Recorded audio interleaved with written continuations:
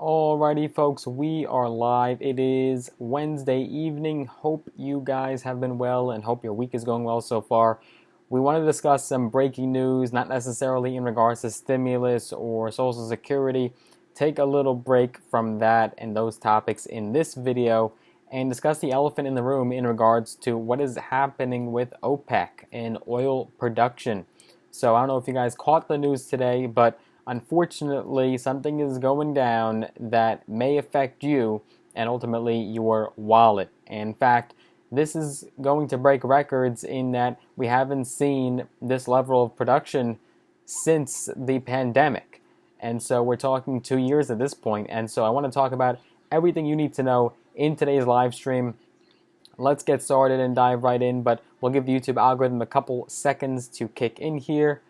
So hope you guys are well. If you are live, say something in the chat. If you're watching the replay, say replay in the comment section. All right, we do have some people hopping on. YouTube algorithm kicking in. Great to have you guys on. Fantastic. I will do a quick sound check on my end and make sure we do sound good.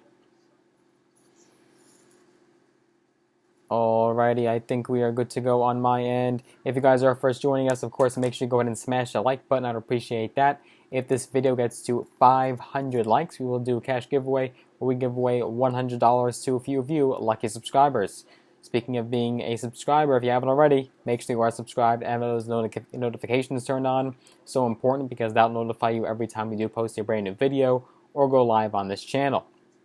Also, once we hit 20,000 subscribers, which might be right around the corner at the pace we're going, we'll do a huge cash giveaway where we give away double the amount of cash that we gave away at 10,000 subscribers. So you're going to have to be subscribed to be entered in that giveaway. Might as well get it out of the way now and subscribe. With that being said, guys, I think we are ready to get started and dive right in. Hello, hello. Good to have you all on. Some familiar faces and some new people as well. We've got a lot of new people hop on board in these last couple weeks.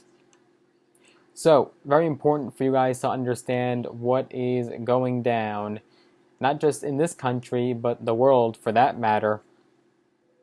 A group of some of the world's most powerful oil producers just today agreed to impose deep output cuts, seeking to spur a recovery in crude prices despite calls from the U.S. to pump more to help the global economy. OPEC and non-OPEC allies, a group often referred to as OPEC Plus, basically decided at their first face-to-face gathering in Vienna since 2020 to reduce production by 2 million barrels per day from November. That is a lot of oil. The move represents a major reversal in production policy for the alliance, which slashed output by a record 10 million barrels per day in early 2020 when demand plummeted due to the COVID-19 pandemic. The oil cartel has since gradually unwound those record cuts, albeit with several OPEC Plus countries struggling to fulfill their quotas. Oil prices have fallen to roughly $80 a barrel, from more than $120 in early June amid growing fears about the prospect of a global economic recession. You guys felt that pain at the pump, and you experienced it yourself. Now, the production cut for November is an attempt to reverse this slide despite repeated pressure from U.S. President Joe Biden's administration for the group to pump more to lower fuel prices ahead of midterm elections next month. Not a surprise that Joe Biden is scrambling now. The White House is in absolute turmoil, trying to dissuade OPEC and try to get them to reverse that decision ahead of the midterm election, because it's not going to look good for the Democrats if those gas prices start to tick up again, and they very well could with this new announcement. And also, by the way, it would also make the president look bad that he didn't have the authority or power to, in fact, persuade the government and the group there to do their job and put it in Biden's favor, and so that will also make Biden look weak. International benchmark Brent crude futures traded at $92.82 a barrel during Wednesday afternoon deals in London, up around 1.1%. U.S. West Texas Intermediate futures, meanwhile, stood at $87.37, almost 1% higher. OPEC Plus will hold its next meeting on December 4th. No surprise that the White House is disappointed. They said in a statement that Biden was, quote, disappointed by the short-sighted decision by OPEC Plus to cut production quotas while the global economy is dealing with the continued negative impact of Putin's invasion of Ukraine. So there's another example there for you guys how the White House and Biden is immediately calling back to the Ukraine situation. They don't want to take the blame when it's not in their favor, but they take the credit when it's in their favor. And you just have to look at what the White House has been saying over the last several months. From, you don't have to look at the beginning of the year. You could just look at really the start of the summer up until now. You look at what the White House is saying, pay attention closely to what the president is saying, and you'll find it's quite hypocritical. And they're really backpedaling here and just trying to skew the situation to their favor, and they can't take any fault for what's going on. So, when gas was up and those prices were through the roof, record-breaking, Biden immediately called it. What did he call it again? If you have to remind me, maybe in the live chat there, I believe he called it the Putin price hike. I believe that's what he called it. When the prices were up and inflation was terrible, he referred to it as the Putin price hike, and that is why everything was so bad, was totally because of Putin's invasion of Ukraine. Then gas prices started to trickle down. We're seeing some normal numbers now that aren't necessarily putting a massive dent in you guys' pockets. And Biden immediately took credit and said, look at what the Biden administration, the White House is doing. We've done a great job getting these prices down because of our policies and the legislation, right? The Inflation Reduction Act. Look at what we've done. Huge accomplishments that Biden touted, and vote for us in November. But now that the OPEC decision has come forth, he is now calling back to the Putin invasion of Ukraine, and I think he's trying to really plant the seed and set that and embed it into our minds that if these prices, should they go up again, remember, it's because of Putin, and the Ukraine situation has nothing to do with the White House. But when the prices came down, totally Biden's doing, totally the White House's efforts and their policy. Take that for what it is and make your own decision when you go to the ballot box this November. Now, it's said that Biden had directed the Department of Energy to release another 10 million barrels from the Strategic Petroleum Reserve next month. So Biden is once again tapping into those reserves and hoping to release some petroleum for us and trying to get those prices down, right? Supply and demand. This is basic economics that you guys learned in school, and I would imagine elementary or junior high. The White House said, quote, in light of today's action, the Biden administration will also consult with Congress on additional tools and authorities to reduce OPEC's control over energy prices. Now, you may have to remind me, but I don't think that the Biden admin did that when it was earlier this summer. I think now they're scrambling and trying to find any solution, some quick fix, some intermediate repair here to mitigate the situation in order to get these prices down. So I don't think the Biden necessarily consulted with Congress when it was early this summer. I think this is more of a new action that the Biden admin is taking because they realize now that the timing right before November isn't good. Biden has been on somewhat of a winning streak, maybe these last couple of months, and I think the picture and overall outlook of the Biden admin has been a lot better and more of a positive view. If you look at the poll numbers, Biden is ticking back up in those poll numbers, and he is starting to gain control. Not necessarily majority support. I think he's still in the minority, but he still has a decent approval rating, and so he wants to maintain that and stabilize it, and that could certainly change very quickly should gas prices go up once again. And we are all too familiar with how fast those gas prices could change.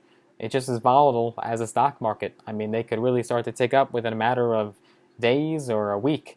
You could see these prices come up massively once again, and I think the White House and President Biden knows that. Now, the statement added that the OPEC Plus announcement served as, quote, a reminder of why it is so critical that the United States reduce its reliance on foreign sources, on fossil fuels. Now, to be sure, the burning of fossil fuels such as coal, oil, and gas is the chief driver of the climate emergency, so just understand that. And speaking at a news conference, OPEC Secretary General Haytham Al-Ghaz defended the group's decision to impose a deep output cut, saying OPEC Plus was seeking to provide security and stability to the energy markets. That's understandable. Now, asked by CNBC's Hadley Gamble whether the alliance was doing so at a price, Al Gaze replied, "Everything has a price. Energy security has a price as well." Interesting response there. So, the Biden administration is launching really a full-scale pressure campaign. This is a last-ditch effort to dissuade the Middle Eastern allies from dramatically cutting oil production. This is according to familiar sources with the matter, and that effort appears, though, to have failed so far, following Wednesday's crucial meeting of the OPEC Plus. And so on Wednesday morning, OPEC Plus ministers again met in Vienna. They agreed to an even larger production cut than the White House had feared, and that is why the White House is absolutely going crazy now. So, Biden is concerned about these cuts. He's definitely taking action here, and I think he's not just letting it happen. I think it is good on the White House's part that they're trying to take action as fast as possible, trying to take care of this and sweep it under the rug swiftly. Granted, it could be all just for political purposes.